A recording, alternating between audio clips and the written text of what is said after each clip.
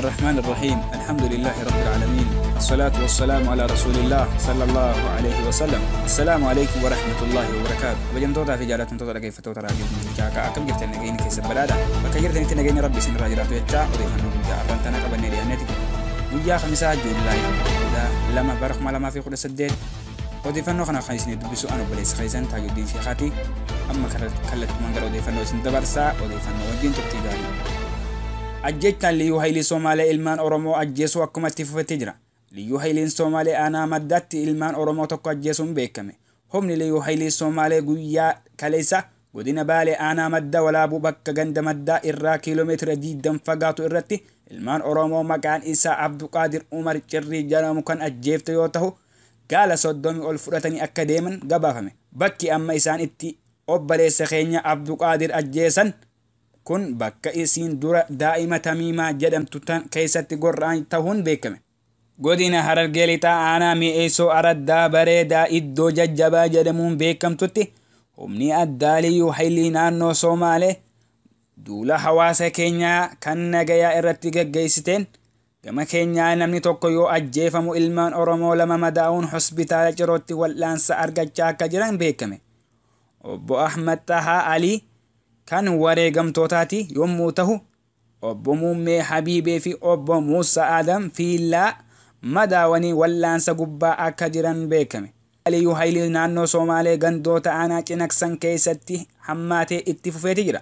Liyyuu haayilii naannoo Somaalee guyyaa kaleessaa waaree booda Harargee bahaa aanaa Cinaqsan araddaalee maal wallee fi biyyoo keessatti lola banteen yoo xiqqaate namoonni 4 madaa'an. Namoonni madaa'an kunneen Hassan Habiib Muhammad, Musee Shugur, Hassan Farahaa fi Ibrahim Umar Adam akka tahan odeeffannoon arganne ni addeessa. Yeroo ammaa kanatti aanicha keessatti lolli hamaan gaggeeffamaa kan jiru yoo ta'u noonni mootummaa weerara kana ummata irraa ittisuuf tattaaffiin godhan kan hin jirre ta'uun beekameera. Odeeffannoo biraatiin pirezidaantiin bulchiinsa naannoo Somaalee Abdii Muhammad Umar walgahii mana marii naannichaa guyyaa kaleessaa gaggeeffame irratti badiin naannicha keessatti raawwatame hunda kan ajajni gubbaarraan kenname jechuudhaan itti gaafatamaan tika biyyoolessaa kan ture obbo Geetaachoo Asaffaa murtiilee hammeenyaa hunda akka raawwadhu afaan qawweetiin na dirqisiisaa ture jechuun dubbatan. Odeeffannoo arganneen obbo Abdiin waan dabre hunda waliif dhiifne gara fuulduraatti himuu qabna jechuun mana marichaa kan gaafate ta'uun beekameera. Magaalaa Dabra Marqos hoteela obbo Barakat Simoon itti qubate jedhamee irratti haleellaan raawwatame. Naannoo Amaaraa magaalaa Dabra Marqos keessatti guyyaa kaleessaa jeequmsi hamaan kan uumame ta'uun dargaggoonni magaalaa Dabra Marqos hooggantoonni mootummaa hoteela Goozaamiin keessatti mari'ataa jiru jechuun jeequmsa kaasan.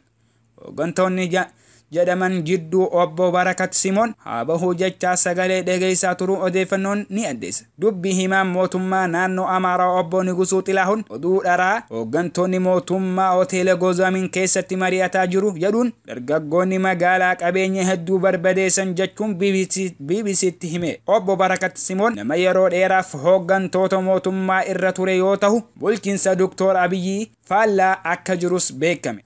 Humni liyyuu haayilii naannoo Somaalee godina Booranaa magaalaa Moyyaalee Cammuuqii fi aanaa Areeroo irratti tibba kana banteen maan Oromoo injifannoo boonsaa galmeessisaa akka jiran beekame. Yeroo ammaa kanatti tarkaanfiin of irraa qolachuu ilmaan Booranaa fudhataniin diinni bakka qabatee turte lakkisuun baqachuun dirqamtee akka jirtu fi walumaa galatti Cammuuqiin bireenaa 4 fi kilaashii 23 aanaa Areeroo dirree diimaa keessatti guyyaa kaleessaa matarayyaasii 2 fi kilaashii 7 akka booji'an himameera. Cammuuqitti alaabaan keenya dhaabbateera.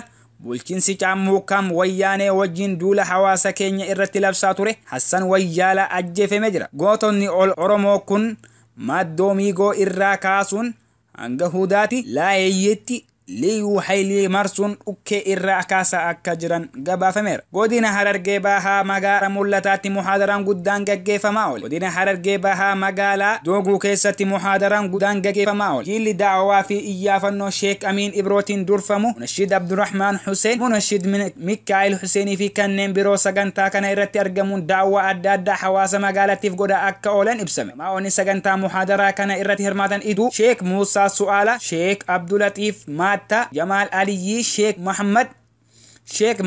Sheek Jamaal Haji, Sheek Amiin Ibro, Sheek Ahmad Tawfiq Awwadaa irraa, Haramayaa irraa Sheek Muhammad Khalifa, bakka bu'aa Sheek Abrahim Qeerransa. Ulamaa'onni hedduun kan irratti argamanii fi daawwaa adda addaa godhaa akka oolan maddeen keenya nuuf gabaasan. Naannoo Kibbaa Aanaa Saajjaatti walitti bu'insa qaamonni mootummaa uumaniin ilmaan Oromoo 5 ajjeefaman. Naannoo Kibbaa Aanaa Addaa Saajjaa keessatti walitti bu'insa qaamonni mootummaa kaasaniin lubbuun ilmaan Oromoo 5 wareegame yoo ta'u, hedduun madaa'uu fi manneen jireenyaa hedduus barbadaa akka jiran gabaafameera. Sababni walitti bu'insa kanaa lafa madarasaaf waggaa dabre mootummaan magaalichaaf kenname irratti, muslimtootaaf kenname irratti, qaamonni mootummaa lafa kana irratti waajjiree ijaaruuf wiixata darbe yaalii gochuu isaanii hordofuun yaakalee isaa hidhatan federaalaa barataa islaamaa tokko ajjeesuu hordofuun walitti bu'insi akka eegale odeeffannoon argame ni mul'isa. Dabalataanis komiin nadhoo tokko miilaan quraana irra ajjachuu ishiitiin irratti nu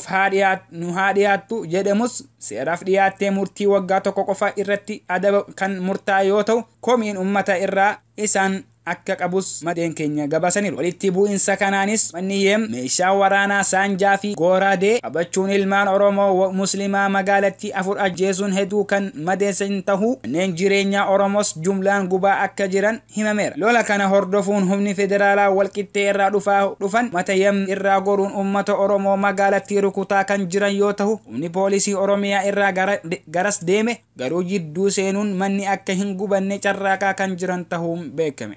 Ameerikaan qaraxa dabalataa hanga doolaara biliyoona 20 meeshaalee Ameerikaa 6,000 irra kakeessu beeksifte. Tarkaanfiin kunis kan fudhatame erga biyyoonni lamaan qaraxa doolaara biliyoona 34 walirra kaa'anii pirezidaantiin Doonaald Tiraamp Chaayinaan tarkaanfii wal fakkaattu fudhatti taanaan qaraxa dabalataa irratti akka ka'an ibsanii turan. Bu'uuruma kanaan gosoota meeshaalee Chaayinaan 6,000 kanneen akka oomisha nyaataa, albuudaa fi meeshaalee biroo irratti qaraxa dabalataa kan keessu ta'uu beeksistee jirti. Qaraxni kun daldala seeraan alaa Chaayinaan tarkaanfachiisaa jirtuuf deebii ta'a jedhan warri masaraa adii. Bakka bu'aan daldala Ameerikaa Roobeert Riitaayizer dhimmi deebii laachuu Chaayinaa wanti ibsame hin jiru jedhan.